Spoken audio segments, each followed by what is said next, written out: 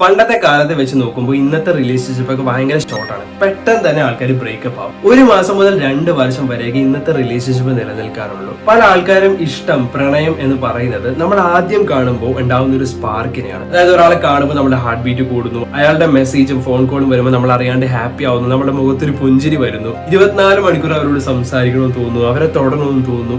ഇങ്ങനെ വരുന്നതാണ് ഇഷ്ടം എന്ന് പല ആൾക്കാരും വിചാരിക്കാറുണ്ട്. ഇതുകൊണ്ട് തന്നെയാണ് പലപ്പോഴും റിലേഷൻഷിപ്പ് പെട്ടെന്ന് ബ്രേക്കപ്പ് ആവുന്നത്. നിങ്ങൾക്കൊരു കാര്യം അറിയോ, ഒരാൾ ഇഷ്ടപ്പെടുക എന്നുള്ളത് കുറച്ച് ഈസി ആയ ഒരു കാര്യമാണ്. പക്ഷേ ആ ഇഷ്ടം മെയിൻറ്റെയിൻ ചെയ്യുക എന്ന് പറയുന്നത് വളരെ പാടായ ഒരു കാര്യമാണ്. സോ ഇന്ന് നമ്മൾ ഡിസ്കസ് ചെയ്യാൻ പോകുന്നത് ഇഷ്ടത്തെ പറ്റിയാണ്, അല്ലെങ്കിൽ പ്രണയത്തെ പറ്റിയാണ്. സൈക്കോളജി അനുസരിച്ച് പ്രണയത്തിന് പല സ്റ്റേജുകളുണ്ട്. അതില് ഇന്ന് ഞാൻ നിങ്ങളോട് പറയാൻ പോകുന്നത് 4 സ്റ്റേജസ് ഓഫ് ലവിനെ പറ്റിയാണ്. നിങ്ങൾ ഈ സ്റ്റേജസിനെ പറ്റി മനസ്സിലാക്കുകയാണെങ്കിൽ തന്നെ നിങ്ങൾക്ക് എന്താണ് ഇഷ്ടം, എന്തുകൊണ്ടാണ് ആൾക്കാർ ബ്രേക്കപ്പ് ആയി പോകുന്നത്, എങ്ങനെ നമ്മൾക്ക് ഒരു റിലേഷൻഷിപ്പ് ബ്രേക്കപ്പ് ആകാണ്ട് ലൈഫ് ലോങ് കൊണ്ടുപോകാം, ഒരാൾക്ക് വേണ്ടി നമ്മൾ കാത്തിരിക്കുന്നതിൽ അർത്ഥമുണ്ടോ, ഈ പ്രണയം എന്ന് പറയുന്നത് ദിവ്യമാണോ, ഇതെല്ലാമാണ് നമ്മൾ ഇന്ന് സംസാരിക്കാൻ പോകുന്നത്. So welcome back to my channel. This is Fabin Stanley. So ആദ്യം നമ്മൾ സംസാരിക്കാൻ പോകുന്നത് ഫസ്റ്റ് സ്റ്റേജ് ഓഫ് ലവ്. ഇവിടെ ഞാൻ നിങ്ങളോട് ഒരു ചോദ്യം ചോദിക്കാം, ഈ പ്രണയം എന്ന് പറയുന്നത് ദിവ്യമാണോ? പല ആൾക്കാരും പറയും പ്രണയം ദിവ്യമാണ്, നമ്മൾ സ്നേഹിച്ച ഒരാളെ നമ്മൾ ലൈഫ് ലോങ് സ്നേഹിക്കണം, നമ്മൾ അവർക്ക് വേണ്ടി കാത്തിരിക്കണം എന്നൊക്കെ. പ്രണയം ദിവ്യമാണെന്നുള്ള ഈ ഐഡിയ നമ്മൾക്ക് കിട്ടിയിരിക്കുന്നത് നമ്മുടെ കൾച്ചറിൽ നിന്നും, നമ്മുടെ സൊസൈറ്റിയിൽ നിന്നും, നമ്മുടെ റിലീജിയനിൽ നിന്നൊക്കെയാണ്. പക്ഷെ എത്ര ദിവ്യമാണ് പ്രണയം എന്ന് പറഞ്ഞാലും സയന്റിഫിക്കലി നമ്മൾ പറയുകയാണെങ്കിൽ ലവ് ഈസ് കെമിക്കൽ. അതായത് നമ്മളൊരാളെ കാണുമ്പോൾ നമുക്ക് അവരോട് ഇഷ്ടം വരാനുള്ള ഒരു പ്രധാന കാരണം എന്ന് പറഞ്ഞാൽ നമ്മളുടെ ബോഡിയിൽ വരുന്ന കുറെ മാറ്റങ്ങളാണ്, നമ്മളുടെ ബോഡി പ്രൊഡ്യൂസ് ചെയ്യുന്ന കുറെ കെമിക്കൽസ് ആണ് ഇതിന് കാരണം. So first stage of love എന്ന് പറയുന്നത് ഹണിമൂൺ സ്റ്റേജ് ആണ്, അല്ലെങ്കിൽ യൂഫോറിക് സ്റ്റേജ് എന്നാണ് ഇതിനെ പറയുന്നത്. ഈ ഹണിമൂൺ സ്റ്റേജ് എന്ന് പറയുന്നത് ഭയങ്കര അടിപൊളിയാണ്, അതുപോലെ തന്നെ ഭയങ്കര ഡേഞ്ചറസ് ആണ്. കാരണം ഈ സ്റ്റേജ് അവസാനിച്ച് കഴിയുമ്പോൾ പല ആൾക്കാരും ബ്രേക്കപ്പ് ആകും. ഈ സ്റ്റേജിൽ ഫിസിക്കൽ അട്രാക്ഷൻ ഭയങ്കര സ്ട്രോങ് ആയിരിക്കും. നിങ്ങൾ ഒരാളെ കാണുന്ന സമയത്ത്, നിങ്ങൾ ഒരാളെ പരിചയപ്പെടുന്ന സമയത്ത് ചില കാര്യങ്ങൾ നിങ്ങളെ അട്രാക്ട് ചെയ്യും. ആ അട്രാക്ഷനിലൂടെയാണ് പലപ്പോഴും ഇഷ്ടം തുടങ്ങുന്നത്. അപ്പൊ നിങ്ങൾ മനസ്സിലാക്കേണ്ടത്, നിങ്ങൾക്ക് ഈ ഇഷ്ടം തുടങ്ങാനുള്ള പ്രധാന കാരണം എന്ന് പറയുന്നത് ഡോപ്പമിൻ എന്നൊരു കെമിക്കലാണ്. ഈ ഡോപ്പമിൻ എന്ന് പറഞ്ഞാൽ ഒരു പ്ലഷർ ഹോർമോൺ ആണ്. പല റിസർച്ചുകളും ഇന്ന് തെളിയിച്ചിട്ടുള്ള ഒരു കാര്യം, നമ്മൾ ഡ്രഗ്സ് യൂസ് ചെയ്യുന്ന സമയത്ത് നമ്മുടെ ബോഡി ഡോപ്പമിൻ പ്രൊഡ്യൂസ് ചെയ്യുന്നുണ്ട്. ഒരു ഡ്രഗ് യൂസ് ചെയ്യുന്ന സമയത്ത് നമ്മളുടെ ബ്രെയിൻ ഡോപ്പമിൻ പ്രൊഡ്യൂസ് ചെയ്യുന്നതുകൊണ്ടാണ് നമ്മൾ ഹൈ ആകുന്നത്, ഹാപ്പി ആകുന്നത്, അഡിക്റ്റഡ് ആവുന്നത്. ഇതുപോലെ തന്നെയാണ് ഒരാളെ കാണുമ്പോൾ അട്രാക്ഷൻ വരുമ്പോൾ നമ്മളുടെ ബ്രെയിൻ ഡോപ്പമിൻ പ്രൊഡ്യൂസ് ചെയ്യുന്നത്. ഇതുകൊണ്ടാണ് പലപ്പോഴും നമ്മൾ പല ആൾക്കാരുമായി അഡിക്റ്റഡ് ആവുന്നത്. ഇതേ സമയത്ത് തന്നെ സെറട്ടോണിൻ എന്ന് പറഞ്ഞ വേറൊരു കെമിക്കൽ ലോ ആകാൻ തുടങ്ങും. സെറട്ടോണിൻ കുറയുന്ന സമയത്ത് നമുക്ക് ഒബ്സഷൻ വരും. അതായത് എപ്പോഴും നമുക്ക് അയാളെ പറ്റി തന്നെ ചിന്ത വരാൻ തുടങ്ങും. 24 മണിക്കൂർ നമുക്ക് അയാളെ പറ്റി തന്നെ ചിന്ത വരാൻ തുടങ്ങും. ചില റിസർച്ചുകൾ പറയുന്നത് OCD ഉള്ളവർക്ക് ഈ സെറട്ടോണിന്റെ ലെവൽ കുറവായിരിക്കും. അതുകൊണ്ടാണ് ഈ OCD ഉള്ള ആൾക്കാർക്ക് കുറെ ഓവർ തിങ്കിങ് വരുന്നത്. അപ്പൊ സെറട്ടോണിന്റെ ലെവൽ കുറഞ്ഞാൽ നമ്മൾക്ക് ഓവർ തിങ്കിങ് വരാനുള്ള ചാൻസ് കൂടുതലാണ്. ഡോപ്പമിൻ നമ്മൾ അഡിക്റ്റഡ് ആക്കും. So first stage of level സംഭവിക്കുന്നത്, നമ്മൾ ഒരാളെ കാണുന്ന സമയത്ത് ഈ ഡോപ്പമിൻ കൂടുന്നു, സെറട്ടോണിൻ കുറയുന്നു. ഇങ്ങനെ കെമിക്കൽ വേരിയേഷൻസ് നമ്മുടെ ബോഡിയിൽ വരുമ്പോൾ നമ്മൾ അവരായിട്ട് ഭയങ്കര അട്രാക്റ്റഡ് ആവും. നമുക്ക് അവർ 24 മണിക്കൂറും കാണണമെന്ന് തോന്നും. അവർക്ക് വേണ്ടി നമ്മൾ മരിക്കാൻ വരെ റെഡിയാണ്, എന്ത് വേണമെങ്കിലും ഞാൻ ചെയ്യാൻ റെഡിയാണെന്നുള്ള രീതിയിലേക്ക് എത്തും. അവരുടെ മെസ്സേജ് വരുമ്പോൾ, അവരുടെ ഫോൺ കോൾ വരുമ്പോൾ നമ്മൾ അറിയാണ്ട് ഹാപ്പി ആവും. അവരുടെ പേര് കേൾക്കുമ്പോൾ വരെ നമ്മൾ ഹാപ്പി ആകുന്ന ഒരു അവസ്ഥയാണ്.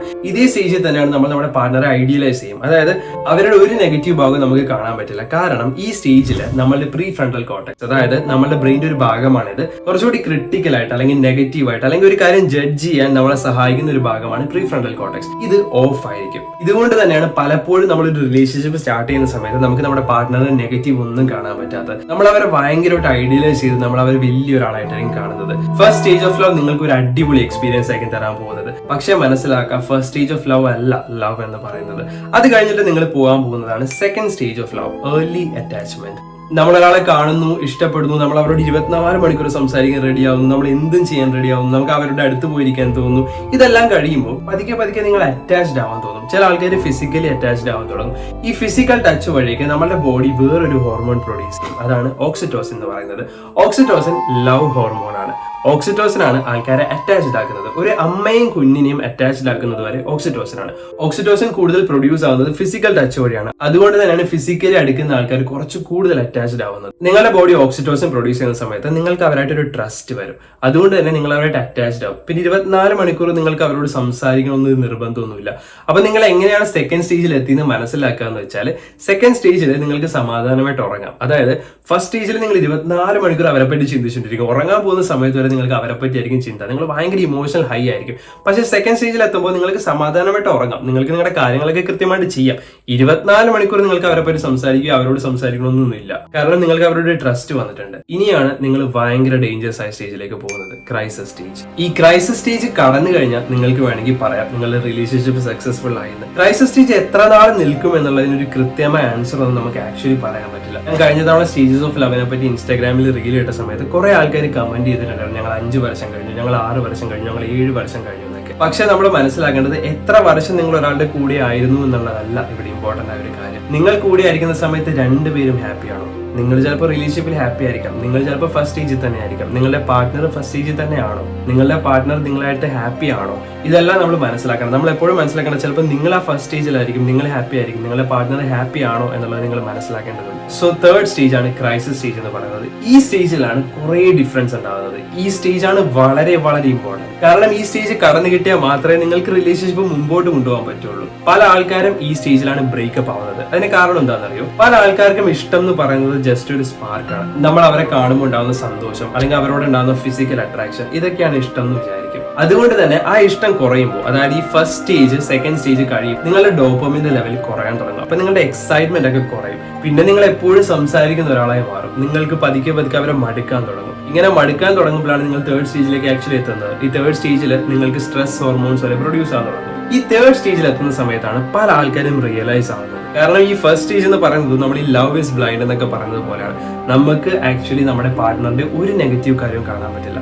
പക്ഷെ നമ്മൾ തേർഡ് സ്റ്റേജിലേക്ക് എത്തുമ്പോൾ എപ്പോഴും വഴക്കും എപ്പോഴും പ്രശ്നങ്ങളാകാൻ തുടങ്ങും. ഒരാൾ കൂടുതൽ അറ്റാച്ച്മെന്റ് കാണിക്കുന്നു, മറ്റൊരാൾക്ക് അറ്റാച്ച്മെന്റ് ഇല്ലാത്ത അവസ്ഥയിലേക്ക് വരുന്നു.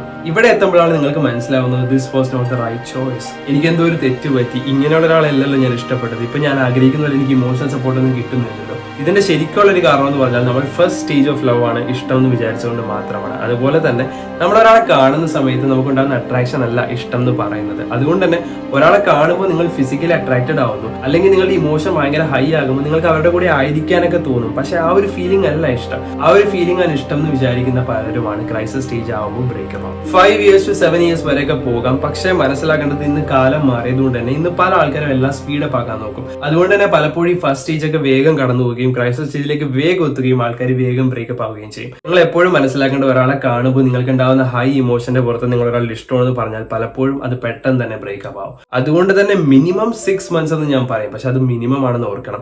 നിങ്ങൾ ഒരാളെ കാണുന്നു, അയാളെ പറ്റി മനസ്സിലാക്കുന്നു, പതുക്കെ പതുക്കെ മാത്രം അവരായിട്ട് റിലേഷൻഷിപ്പിലേക്ക് പോവുക. അവരായിട്ട് ക്ലോസ് ഫ്രണ്ട് ആയിക്കോ, നിങ്ങൾ അവരോട് സംസാരിച്ചു, പക്ഷെ റിലേഷൻഷിപ്പിലേക്ക് പോകുന്നതിന് മുമ്പ് നിങ്ങൾ കൃത്യമായിട്ട് അവരെ പറ്റി മനസ്സിലാക്കിയിരിക്കണം എന്ന് വളരെ ഇമ്പോർട്ടന്റ് ആണ്. അല്ലെങ്കിൽ ഈ ക്രൈസിസ് സ്റ്റേജ് എത്തുമ്പോൾ നിങ്ങൾ ബ്രേക്കപ്പ് ആവാനുള്ള ചാൻസ് വളരെ വളരെ കൂടുതലാണ്.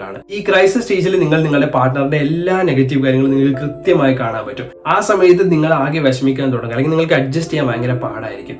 ഈ സ്റ്റേജ് കടന്നു പോയാൽ നിങ്ങൾ അടുത്ത സ്റ്റേജിലെത്തും. അതാണ് ഡീപ്പ് അറ്റാച്ച്മെന്റ് സ്റ്റേജ്. ഈ ഡീപ്പ് അറ്റാച്ച്മെന്റ് സ്റ്റേജ് എന്ന് പറയുന്നത് നിങ്ങൾ നിങ്ങളുടെ പാർട്ട്ണറെ നെഗറ്റീവോട് കൂടി തന്നെ അക്സെപ്റ്റ് ചെയ്യാൻ സ്റ്റാർട്ട് ചെയ്യും. അതായത് നിങ്ങൾക്ക് മനസ്സിലാവും, ഞങ്ങൾ രണ്ടും 2 വ്യക്തികളാണ്, 2 പേരും പെർഫെക്റ്റ് അല്ല, 2 പേർക്കും അവരുടേതായ കുറവുകളുണ്ട്. പക്ഷെ നിങ്ങൾ നിങ്ങളുടെ പാർട്ട്ണറിന്റെ കുറവുകളോടുകൂടി അവരെ സ്വീകരിക്കാൻ തുടങ്ങുന്നു. ഇവിടെ നിന്നാണ് പതുക്കെ പതുക്കെ നിങ്ങൾ അറ്റാച്ച്ഡ് ആവാൻ തുടങ്ങുന്നത്. കാരണം നിങ്ങൾ നിങ്ങളുടെ പാർട്ട്ണറിന്റെ എല്ലാ നെഗറ്റീവും അക്സെപ്റ്റ് ചെയ്യുന്നു, പക്ഷെ നിങ്ങൾ അത് വളരെ നെഗറ്റീവായിട്ട് ബോധർ ചെയ്യുന്നില്ല, നിങ്ങളുടെ ലൈഫിനെ നെഗറ്റീവായിട്ട് എഫക്ട് ചെയ്യുന്നില്ല. നിങ്ങൾ ഹാപ്പിയാണ്, 2 പേരും ഹാപ്പിയാണ്, അറ്റാച്ച്ഡ് ആണ്. എന്നാൽ 2 പേർക്കും അറിയാം 2 പേരും പെർഫെക്റ്റ് അല്ല എന്ന്. ഇങ്ങനെ ഒരു സ്റ്റേജ് ആണ് ഡീപ്പ് അറ്റാച്ച്മെന്റ് സ്റ്റേജ്. ഇവിടെയാണ് നിങ്ങൾക്ക് പറയാൻ പറ്റുന്നത് നിങ്ങളുടെ റിലേഷൻഷിപ്പ് സക്സസ്ഫുൾ ആയെന്ന്.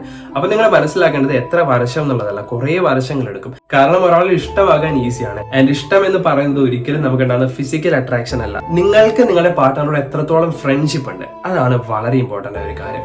ഈ ഫ്രണ്ട്ഷിപ്പ് ഇല്ലാത്ത ഏത് റിലേഷൻഷിപ്പും പെട്ടെന്ന് ബ്രേക്കപ്പ് ആകാം. അതായത് ആദ്യത്തെ സ്റ്റേജ് അല്ല ഇഷ്ടം എന്ന് പറയുന്നത്, അതായത് ഫിസിക്കൽ അട്രാക്ഷൻ അല്ല ഇഷ്ടം എന്ന് പറയുന്നത്.